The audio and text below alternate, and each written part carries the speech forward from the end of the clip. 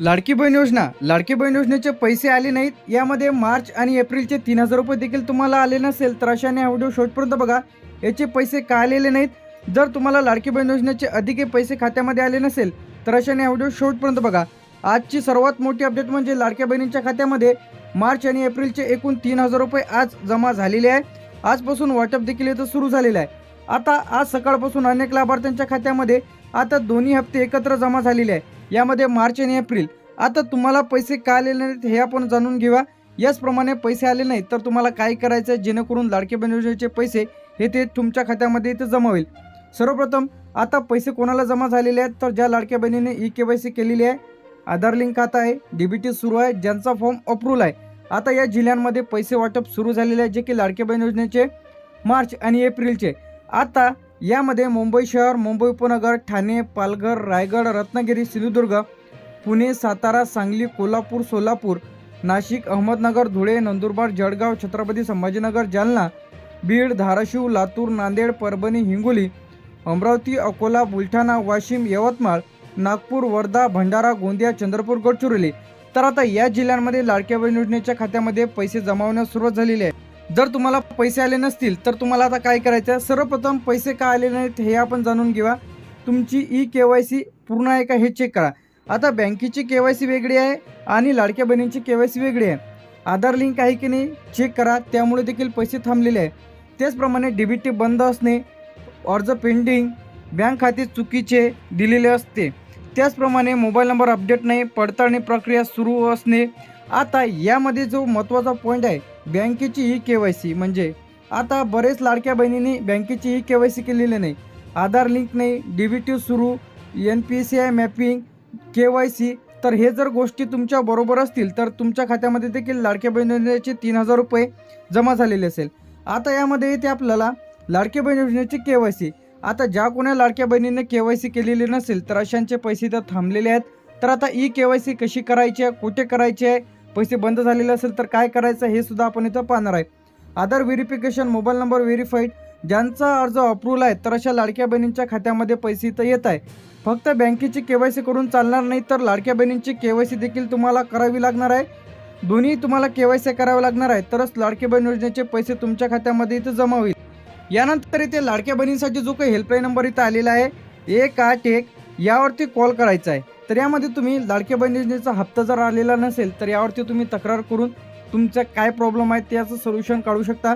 यामध्ये हप्ता जमा झालेला नाही, ज्यांचा अर्ज पेंडिंग आहे, रिजेक्ट झालेला आहे, यादीमध्ये नाव दिसत नाही अशा लाडक्या बहिणींचं, ज्यांची ई-KYCची समस्या आहे, DBT समस्या आहे, आधार लिंक समस्या आहे, ज्यांचा अर्ज अप्रूव्हल झालेला आहे, त्याचप्रमाणे अप्रूव्हल झालेला आहे का हे जाणून घेण्यासाठी, पैसे कोणत्या खात्यामध्ये आलेले आहे हे तपासण्यासाठी, मोबाईल नंबर अपडेट समस्या, अर्जामध्ये चुकीची माहिती, यासाठी जो काही टोल फ्री क्रमांक लाडक्या बहिणींसाठी इथं सुरू करण्यात आलेला आहे 181, या नंबरवरती लगेच कॉल करा. व तुम्ही या नंबरवरती कॉल केल्याच्या नंतर तुमच्याकडे जे काही सोबत ठेवायचं आहे यामध्ये तुमचा अर्ज क्रमांक, आधार कार्ड, बँकेचं पासबुक हे तुमच्या जवळ ठेवायचं आहे. कॉल केल्याच्या नंतर आता कोणाला पैसे तर जमा झालेले आहेत, ज्यांचा अर्ज लाडक्या बहिणींचा मंजूर आहे, अप्रूव्हल आहे, बँक खाते आधारशी लिंक आहे, DBT सुरू आहे, KYC लाडक्या बहिणींची केलेली आहे, बँकेची देखील केलेली आहे.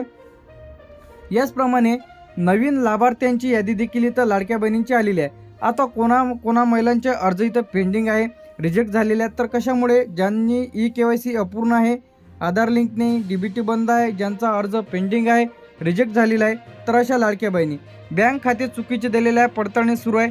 आता पैसे आले नाहीत तर तुम्हाला काय करायचं आहे? ज्या कोणा लाडक्या बहिणींना मार्च असेल, एप्रिल असेल, मे असेल, त्या आधीचे जर हप्ते तुम्हाला आलेले नसेल तर हे कामं पटकन तुम्हाला इथं करून घ्यायचे आहे. यामध्ये काय करायचं आहे? पैसे आले नसतील तर तुम्ही आधार बँकमध्ये जाऊन आधार लिंक आहे का तपासा, DBT तुमचं खात्याचं चालू आहे का चेक करा, तुमच्या बँकेची ई-KYC केली की नाही हे चेक करायचं आहे. हे झालं एक. यानंतर इथे आपलं दुसरं म्हणजे लाडक्या बहीण योजनेचा स्टेटस चेक करा. यामध्ये तुमचा अर्ज अप्रूव्हल आहे का, तुमचा अर्ज पेंडिंग आहे का, रिजेक्ट झालेला आहे का, मोबाईल नंबर बरोबर आहे की नाही हे चेक करून घ्या. तिसरं जे येते यामध्ये लाडक्या बहिणींची ई-KYC. जर तुम्ही लाडक्या बहीण योजनेची ई-KYC केलेली नसेल तर त्यामुळे तुमचे पैसे थांबलेले असेल. लाडक्या बहिणींची KYC वेगळी आहे आणि बँकेची KYC वेगळी आहे. हे दोन KYC तुम्हाला करावे लागणार आहे.